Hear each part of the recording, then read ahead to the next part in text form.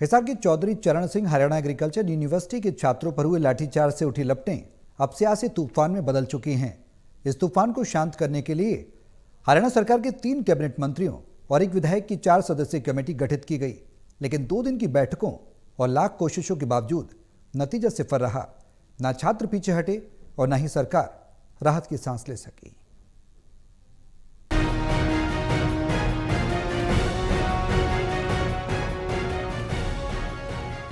ये है वो पहली तस्वीरें जो सोशल मीडिया पर आईं और आग की तरह फैल गईं। छात्रों पर हुए लाठीचार्ज ने पूरे हरियाणा को झकझोर कर रख दिया। यूनिवर्सिटी के गेट पर शुरू हुआ धरना जल्द ही राजनीतिक मंच में तब्दील हो गया।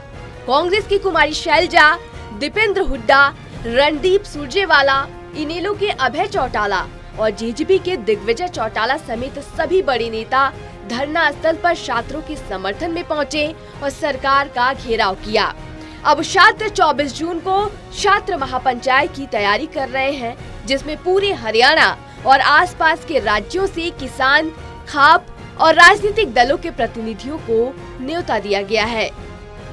हमारी कल बहुत बड़ी महापंचायत होगी इसी स्थान पे, और हमने अड़ोसी पड़ोसी राज्यों के जो छात्र संगठन है, हरियाणा के छात्र संगठन, चाहे जेएनयू हो, चाहे चंडीगढ़ पंजाब यूनिवर्सिटी हो, अलग अलग छात्र संगठनों को, किसान संगठनों को, मजदूर संगठनों को, कर्मचारी संगठनों को, सबको हमने आमंत्रित किया है।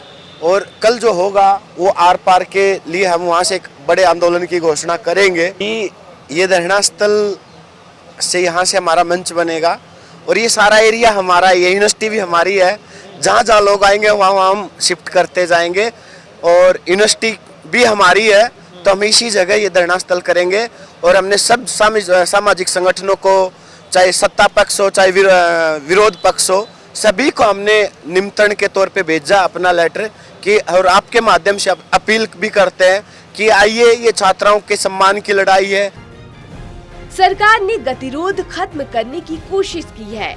शिक्षा मंत्री महिपाल ढांडा, सामाजिक न्याय मंत्री कृष्ण वेदी और 2 अन्य सदस्यों की कमेटी ने हिसार में छात्रों से मैराथन बैठकें की, लेकिन सरकार दावा कर रही है कि छात्रों का आंदोलन अब विपक्ष के हाथों में चला गया है।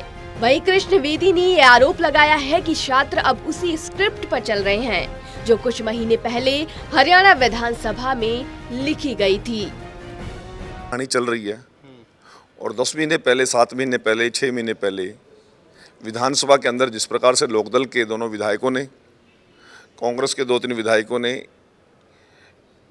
BR कंबोज वाइस चांसलर के खिलाफ विधानसभा में जो कुछ उन्होंने कहा था, वही डिट्टो वर्डिंग अब हो रही है। परंतु वो मौका अब मिला इनको। ये शुद्ध राजनीतिक आंदोलन इन लोगों ने चला रखा है। रात हमारे साथ 13 लोग बैठे। जिस दिन ये धरने पे बैठे उस दिन से हमारे विधायक कॉन्टिन्यू संपर्क में, इनकी हर चीज़ की मदद की। हमारे पहले दिन लोकल मंत्री उनसे मिले, इनका समाधान, सब चीज़ें स्मूथली। मगर अब समझ में आया कि जब सारे समाधान करने के बावजूद भी जब इन्होंने बातचीत को ही एक सिरे से ख़त्म कर दिया, तो फिर आप समझ लीजिए कि ये किन हाथों में खेल रहे हैं। अब सवाल ये है कि क्या छात्र अपनी मांगों को लेकर आगे बढ़ पाएंगे या फिर ये आंदोलन पूरी तरह से राजनीतिक बनकर रह जाएगा। छात्र कह रहे हैं कि ये उनका हक है, लेकिन सरकार मान रही है कि ये विपक्ष की चाल है। सरकार का कहना है कि छात्र आंदोलन की आड़ में सियासत हो रही है, लेकिन सवाल ये है कि अगर छात्रों की आवाज वाजिब है तो सरकार क्यों नहीं सुन पा रही। अब देखना ये होगा कि 24 जून की महापंचायत में कौन हावी रहेगा, छात्रों का संघर्ष या फिर सियासत का शोर। सहयोगी कमल के साथ doctor Mahesh Kumar, total news, Hisar bureau.